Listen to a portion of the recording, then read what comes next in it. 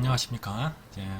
오늘은 일요일이고요. 오늘 이제 출첵을 보시면 사자님하고 짱솔님, 토요일 날은 다큐님, 은님, 사자님, 매운 갈비찜, 고양이 이름 임차, 22일은 보험하우스 백송, 짱돌, 양산, 사장님, 거매님 가지고 이제 출첵을 하셨고, 질문성을 보면은 차량 재물 보시면 손해사정사를 준비하려고 하는데 재물, 차량, 신체 중 어느 분야가 유명하고 다른 점이 무엇인지 좀 알려주세요. 감사합니다. 자, 일단 이제 저희는 손해사정사 하면 재물, 차량, 신체 이렇게 나누는데 실적으로 수요가 있는 게 신체가 한 70%, 80%가 신체가 유명하다고 제가 말씀을 드려야 되겠죠. 제가 신체를 강의하고 있으니까요. 실적으로 재물 같은 경우는 이제 어떻게 말해야 되나, 포화 상태가 됐다? 이렇게 너무 많아요. 너무 많고 차량 같은 거는 이런 얘기 드리기 좀 그렇지만 필요가 그렇게 많지는 않다고 생각하고, 신체 같은 경우는 이제 요새 수요가 많고 실적으로 대부분 이제 활동하시는 손해사정사님이 신체가 대부분이세요. 그 재물도 좀 계시고 차량은 거의 없다고 보시면 됩니다. 차량 같은 경우는 누가 취득하냐 보면 이제 보험사 직원, 대물 직원들이 이제 많이 취득하고 일반 학생들은 많이 안 따고 요 신체나 재물 쪽에 많이 하십니다. 혹시 뭐 영어 잘하시면 재물도 괜찮고 그렇지 않으면 신체 쪽에 하시는 게 낫다. 그렇게 말씀드리겠습니다. 됐고, 딴 데는 자, 이제 질문사항 보면 질문하기 보시면 제가 여기부터 17강 여기 뭐 교수님 너무 자주 질문 드린 것 같습니다. 괜찮습니다. 하하님이 질문하셨는데 자동차 보험식은 계산식이 많이 어렵네요. 기형증이 기어 복합장애 계산할 때요. 경관적 강직이 10%, 연고장애, 기항장애 30%, 슬관전 20%, 연구장애 했을 때 정답은 경관절이 7% 이해되는데 산식에 대입해봤을 때 산식 A 장애율 맞죠? 100만원에서 A 곱하기 B 장애율 맞습니다. 자, 7% 경관절에 100만원 7 곱하기 20 슬관절 왜 이렇게 아닌지 이해를 못하고 있을 걸까요? 있는 걸까요? 당연하죠. 이걸 이해하면 솔직히 이 정도 이해할 정도면 시험 보러 바로 가셔야 돼요. 왜냐하면 이거 실무적인 얘기고 제가 책을 얘기가 이제 무슨 정확히 내용은 모르겠는데 이제 기항증에서 이제 많이 싸워요. 실무에서 많이 싸우는 게 기항증을 먼저 지금처럼 이렇게 계산을 해야 된다는 분도 계시고 아니면 제가 책에 교재에 실어놓은 것처럼 그렇게 계산을 해야 된다는 책도 많은데 실적으로 이거 하지 마세요. 하지 마시고 여기서 어디까지냐면 여긴 2개잖아요. 3개까지. 장애가 강직이 3개까지 계산하는 것까지 나왔으니까 지금 그것까지 하시고 기양 장애는 하지 않으셨으면 좋겠습니다. 이거 나중에 합격한 다음에 하시면 되고, 이걸 꼭 하고 싶다 그러면 이걸 하면은 다른 거 이제 기초적인 내용이 나왔을 때 많이 헷갈리실 거예요. 자, 이제 제가 이제 설명을 해드리는데 이게 이해가 안 되면 그냥 넘어가시면 돼요. 일단 강직, 지금 하는 게 맥브라이드 장애거든요. 이제 맥브라이드 장애는 이제 노동 능력 상실이에요. 내가 일을 못하는 거. 그러니까 만약에 이 강직이 10% 나왔잖아요. 이게 왜 10%냐면 원래는 내 몸이 지금 완벽하잖아요. 완벽하면 100%라고 이제 가정을 했을 때 10% 장애가 왔기 때문에 100 곱하기 10해서 10%가 나온 거거든요. 여기까지 이해가 되시죠? 여기 장애. 그래서 더하기. 다음에 요거 100마이너스 A는 자, 기존 장애가 기존 장애 말고 내가 만약 10%잖아요. 근데 90%는 10%니까 내 몸 상태가 지금 100%가 아니고 기존의 A만큼 뺀 90% 상태잖아요. 90%의 장애가 플러스 돼 있는 거예요. 그렇죠? 그러니까 90% 곱하기 B 새로운 장애를 곱해서 나오는 거. 여기까지는 괜찮아요. 그 다음에는 어떻게 돼요? 그러니까 2개 더한 거, 요거 나온 거 중에 100 마이너스 빼고 나머지 3번째 장애 이런 식으로 하면 되는데, 문제는 이제 기항증, 요게 문제거든. 기항증. 그래서 문제 아마 이 문제에 조건이 하나 더 있을 거예요. 이 기항증이 어디에 왔나? 경관절에 왔잖아요. 그죠? 이게 말이 많아요. 만약에 이 경관절에 왔을 때 기항증이 30%면 이거를 장애를 해야 이렇게 요런 식으로 산식으로 해서 7%가 나왔다는 사람도 있고, 교수님이죠. 아니면 기양장애니까 이거 기양증을 그냥 곱해서 3% 이렇게 구하시는 분도 많아요. 그거는 이제 요 이제 교수님도 있고 요 교수님이 있고 다 틀려요. 그래서 요거는 이제 시험에 나오기가 어려울 거야. 판례가 틀리거든요, 다. 요런 것들은 하지 마시고 이거는 제가 한번 올려본 거예요. 아마 올해 이걸 뺄 거예요, 제가. 교재에서 빼고 기본적인 거 3개까지 구하는 거 있잖아요. 그거까지 하고 이건 안 할 건데 일단 설명을 해드릴게요. 일단 기양증인 건 미리 온 거잖아요, 제가. 그러니까 만약 요 10%라는 게 내 몸에 100% 있을 때는 만약에 10%면은 100 곱하기 10해서 10%가 나온 건데 기양증이 있다 그러는 거죠. 그러면 내 100%가 아니고 지금 몸 상태가 몇이에요? 100에서 30%를 뺀 70%에서 10% 와서 7% 나왔다는 거잖아요. 여기까지 되는 거잖아요, 지금. 근데 갑자기 여기서는 슬간적 강직이 왔는데 이렇게 구해가지고 얼마나 오죠? 하여간 이렇게 안 구한다 이거죠. 왜 그러냐면 기양증 때문에요. 기양증. 그래서 요거를 제가 일단 어떻게 하시냐면 이렇게 구하세요. 이렇게 그냥 이렇게 되셨죠? 기양증 빼고 그냥 경관정 10% 해가지고 이렇게 구하세요. 10%고 기양증이 아니고 10%, 30%, 20% 영구장애 있어요. 3개 해서 이런 식으로만 하세요. 더 이상 하지 마시고. 요거 아마 제가 뺄 거예요. 그래서 많이 싸운 건 결론만 얘기하면 기양증이 8에 오면 그냥 마이너스 30을 빼는 사람도 있고 교수님도 있고 아니면 다른 데가 왔다. 같은 동일 부위가 아니면 이걸 지금 장애 복합장애 해가지고 이렇게 계산하는 분도 있고 해서 이건 말이 많아요 지금. 그러니까 여러분이 이거 갖다 너무 깊게 생각하지 마시고 결론만 말씀드리면 그냥 이런 식으로 3개 구하는 거 있죠. 이렇게 3개. 그렇죠? 7%. 그렇죠? 10%, 30%, 20%일 때 이렇게 복합장애 해가지고 3개 구하는 거 거기까지 하시면 됩니다. 너무 깊이 생각하지 마시고 이거는 나중에 실무적인 얘기니까 나중에 여러분이 합격한 다음에 하시면 됩니다. 되셨죠? 자, 계약법. 자, 보험은 청약 후 3일까지 승낙 없으시 자동으로 승낙으로 간주 또는 의제 된다고 하셨는데 그럼 자동으로 승낙으로 추정된다라고 하면 틀린 건가요? 당연히 틀리죠. 왜 그러냐면은 자, 의제 간주는 제가 그랬죠. 튼튼하다. 웬만해서 바뀌지 않는다. 근데 추정은 조금은 반증만 있어도 바꿀 수 있다는 겁니다. 예를 들어서 30일이 지났어요. 그때 승낙 없이 30일이 있는데 보험사가 그러는 거야. 나 바빠서 못했어. 사소한 거죠. 근데 추정 같은 경우는 너무 이제 얘를 좀 이렇게 조금 너무 가벼운 거 들어는 것 같은데 일단 그런 식으로 해서 나 바빠서 못했다. 그럼 바뀔 수가 있는 게 추정이고 간주나 의제 같은 경우는 실적으로 법원에 가서 그 정도는 돼야지 바꿀 수 있다 이렇게 생각하시면 돼요. 그죠? 그래서 간주 추정에서 몇 개 나오잖아요. 뭔 추정한다, 뭔 간주한다 이렇게 했을 때 이건 바뀔 수 있다. 바뀔 수 있다. 이거는 웬만해서 안 바뀐다. 되셨죠? 요 추정은 조금만 반증만 있어서 바뀔 수 있는 게 추정입니다. 그래서 승낙 의제는 그냥 30일까지 승낙이 없으면 간주 된 거죠. 그냥 승낙이 된 겁니다. 왜냐하면 제가 말씀드릴 때 민법 같은 경우는 제가 만약에 누구한테 얘기해서 야 뭐 할래? 그래서 대답이 없으면 싫은 거잖아요. 승낙한 게 아니고 거절한 건데 상법은 뭐 할래? 대답이 없으면 승낙한 걸로 본다 그랬죠. 좀 틀리다 이렇게 말씀드렸습니다. 그래서 요거랑 추정과 간주 시험 문제 꼭 나옵니다. 꼭 30일 승낙이 아니고 몇 개 추정이라는 얘기가 나오거든요. 추정한다, 간주한다 이렇게 말장난하는 문제가 올해도 나왔어요. 44회 나오고 내년에도 나올 겁니다. 45회. 요거 확실히 이제 요거 구분하셔야 된다. 네, 말씀드리겠습니다. 두 번째. 자, 보험계약법 1강부터 강의 중 질문이 생겨 글 남깁니다. 어떻게 읽는 거예요? 임암? 네, 임암님. 자, 교수님께 시험 문제 8번이라고 하시면 답은 3번이라고까지 알려줘서 열심히 읽어서 예, 그쵸?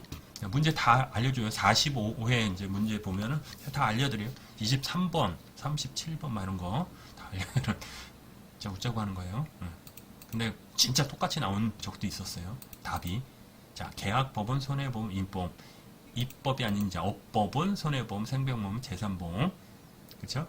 나뉜다까지 이해했습니다. 요거. 자, 어법입니다. 요거. 되셨습니다. 아직 용어에 대한 이해가 서툴러서 계약법과 입법이, 어법이 정의가 무엇이며 어떤 기준으로 계약법과 입법이 나눴는지 궁금합니다. 또한, 손해보험은 2개, 생명보험은 3개라고 하시며, 생명보험은 아빠가 엄마가 죽었을 때까지 아들을 돈을 준다는 계약을 예로 들어 계약자, 피보험자, 수익자 설명하셨는데, 그러면 아빠가 계약자, 수익자, 아들이면 엄마는 피보험자가 되는 것인데, 그렇다면 손해보험은 피보험자가 수익을 받게 되므로 계약자와 피보험자가 존재하게 되는 것으로 제가 이해한 내용이 맞는지 확인 부탁드립니다. 오케이. 예, 되셨죠? 이제 대충 내용을 했는데, 자, 이거 하기 전에 제가 이거 말씀을 드릴게요. 제가 이거 한번 써왔는데, 자, 손해보험 있고 생명보험이 있거든요. 손해보험은 실제로 손해보험 같은 경우는 사람의 신체에 대해서 보험을 드는 게 아니고 물건, 재산, 그쵸?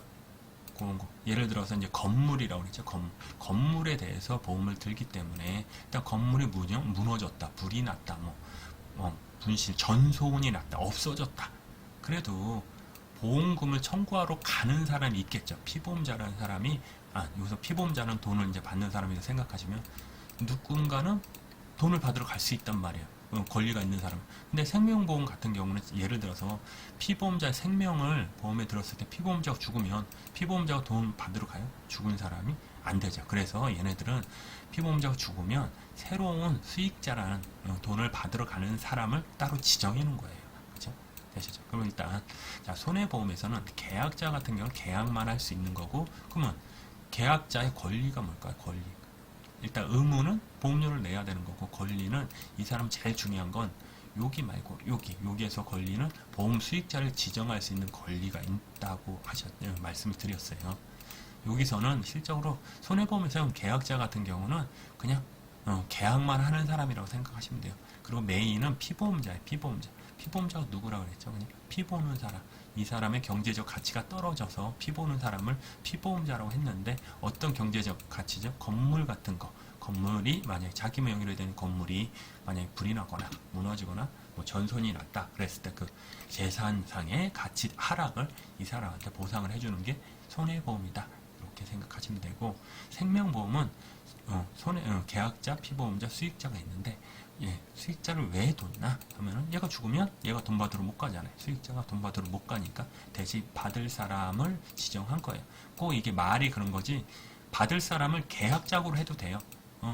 그쵸. 얘가 죽으면 돈 받는 사람은 얘라고 하면 돼요. 대신에 얘가 일로 가면 그냥 이름만 돈을 받는 사람이라서 보험 수익자라는 이름만 이렇게 짓는 거예요. 그래서 계약자, 피보험자, 수익자 이렇게 구분을 하시면 돼요.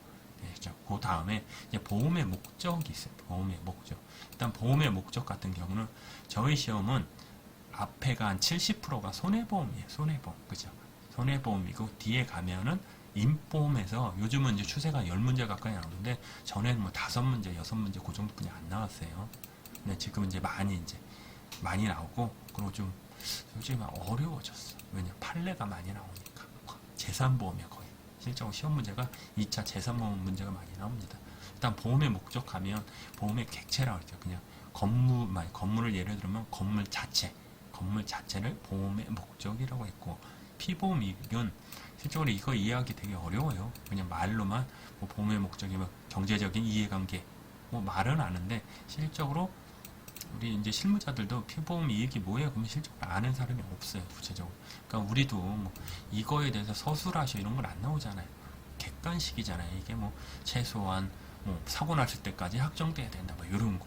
요 정도만 아시면 되니까, 일단 피보험 이익은 보험의 목적, 건물에서 만약 불이 났을 때 옆에서 웃을 수 있는 사람, 그렇죠? 그 사람은 남이에요, 그 사람은, 그렇죠? 불 나면 제일 좋잖아요, 재밌잖아요, 그렇죠? 대부분 사람은 그냥 웃고 불구경한단 말이에요. 근데 그 중에 3명이 울고 있다 그랬죠. 왜? 내 재산이 불타니까. 그 사람이 든다? 그 계약자, 그러니까 건물주하고 건물주 아들, 새들어 산 사람, 그 3명은 불이 나면은 자기 재산적인 손해가 떨어지니까 울잖아요.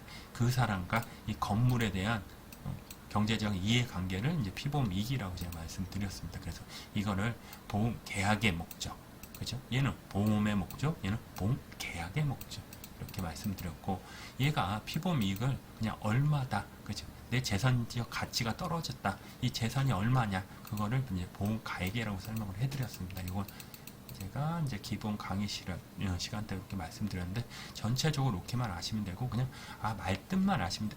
보험의 목적 그냥 건물이네. 피보험이고 이 건물하고 피보험자들의 이해관계 무슨 둘만의 이해관계 있어야 된다 그랬죠. 이런 게 없으면 지나가는 건물 불날 것 같으면 그냥 내 힘으로 보험 들면 되잖아요. 그리고 불 지르면 되잖아요. 그렇죠? 그걸 방지하기 위해서 요거고 경제적 이해관계 얘하고 무슨 관계가 있어야 된다. 피보험 이익 그 정도만 아시면 되고 보험 가액은 그냥 피보험 이익을 얘를 얼마짜리냐 그죠? 실적을 금전으로 얼마다 이렇게 산정한 걸 보험 가액이라고 이렇게 생각하시면 돼요. 요 정도만 되셨죠? 되셨습니다. 요거. 자, 다음은 요거죠. 자, 중복장애 또 나오죠. 산재보 중복장애 구할 때 5급, 8급, 13급 장애가 중복되면 4등급, 2등급, 1등급을 상향 된다고 하셨는데 그죠? 예를 들어 1등급, 5등급 중복하게 되는 경우 1등급 장애에 있어도 불구하고 5등급 이상의 장애가 2개 이상 했기 때문에 2등급 상황하여 3등급 되는데 아니면 1등급인가요? 일단 이렇게 생각하시면 돼요. 이렇게 생각하시면 됩니다. 하나만 준다고 여러 개 장애가 있어도 하나만 준다 생각하시고 실적으로 저희는 만약에 만약에 1등급 있고 2등급 있고 3등급에서 각각 저희는 청구하고 막 이렇게 싸우고 있거든요. 왜냐면 여기까지. 그리고 이 산재법 있잖아요. 산재법은 우리 시험 문제가 아니에요. 시험 범위가 아니고 그냥 산재 전체적으로 이제 이런 게 있다 생각하시고 이거보다는 자동차 보험 있잖아요.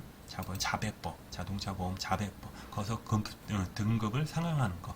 이를 상향하여 수술했냐 올라갔다. 수술 안 했다 내려갔다. 골다공 쪽이 있으면 내려가고 5급, 3급 그죠. 그런 거 위주로 보시고 이거 산재법은 솔직히 이거 모르셔도 돼요. 이거에 대해서 나오시는데 한 번 정도 나왔는데 이 정도 어렵게 안 나오고 그거 맞힌 사람 없었을 거예요. 그냥 그 정도. 1등급이라고 생각하시면 됩니다. 1등급 넘어서 안 주니까.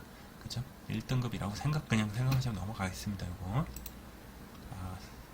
자동차 보험. 자, 요것도 교수님 상실 수익에 강의 듣고 있는데요. 다행히 이 개정 자료를 먼저 확인하게 되고 질문드려요. 이렇게 개정됐다고 내용이 맞나요? 취역 간을 일세 군인은 근무기간에 감안한 산정이 아니라 일용직 맞습니다. 요거 중간 이자 공제 라이프리치가 아니고 호프만 맞습니다. 상실 수익의 계산은 쭉 해가지고 여기 요거만 바뀐 거죠. 그냥 일단 지금 나이 이상과 어떻게 똑같이 구하면 돼요. 대신에 요거를 제가 했죠. 이거 똑같이 이걸로 36개월, 24개월, 10 이렇게 해결해가지고 이걸 호프만으로 계산하시면 되는 것. 요게 3년, 2년, 1년, 그죠? 이렇게 해가지고 계산하면 되는 거고, 요거는 지금 아직이지. 윌이죠, 윌. 나중에 1월 1일 날 이제 개정되면 다시 확실히 제가 해가지고 올려드릴 거니까 일단 바뀌었구나 하고 일단 전에 걸로 이렇게 바뀌고 있구나 느낌만 아시라고 이제 말씀드린 겁니다. 이렇게 되셨죠? 그리고 요 후유장애 계산법. 자, 부모님 하나의 장애 또는 질병으로 다른 부위에 후유장애가 발생했을 경우 합산한 계산이고 3% 미만의 후유장애의 경우 보험자를 지급하지 않는다 하셨는데 하나의 장애 또는 질병이 각각 10%, 2% 후유장애 판정 경우 10%로 적용이 되나요? 아니면 12% 적용하나요? 그리고 파생된 후유장애의 경우도 동일하게 계산하면 될까요? 일단 이게 저희가 이렇게 시험 문제 나오면 이렇게 네모칸을 줘요. 그래서 장애가 어디가 저쩌고 해가지고 몇 프로 나오는데 거기서 제일 많이 나오는 게 요거 많이 나와요. 이 3% 장애. 특히 우리잖아요. ADLS라고 있어요. 정신과 측정하는데 얘는 3%에서 100% 주잖아요. 걔는 10% 이상을 줘요. 나중에 다 할 건데 그때하고 많이 이제 거기서 7%, 5% 주고 막 이렇게 해서 그건 착각하라고. 근데 이것도 마찬가지로 이제 2%를 준단 말이에요. 근데 이거는 2% 같은 경우는 원래 3% 이상이죠. 3%부터 100% 하는 거 맞아요. 그래서 이게 만약에 10%하고 2% 나왔을 때 더하는 건 맞는데 이 2%가 어디서 왔는지를 봐야 돼요. 그냥 순순히 처음부터 2%다 그러면 얘는 3% 이하니까 없애는 거야. 없애고 그냥 10% 주고 끝나는 거예요. 10%가 맞는데 이 2% 같은 경우가 어디서 왔냐면 거의 디스크에서 온단 말이에요.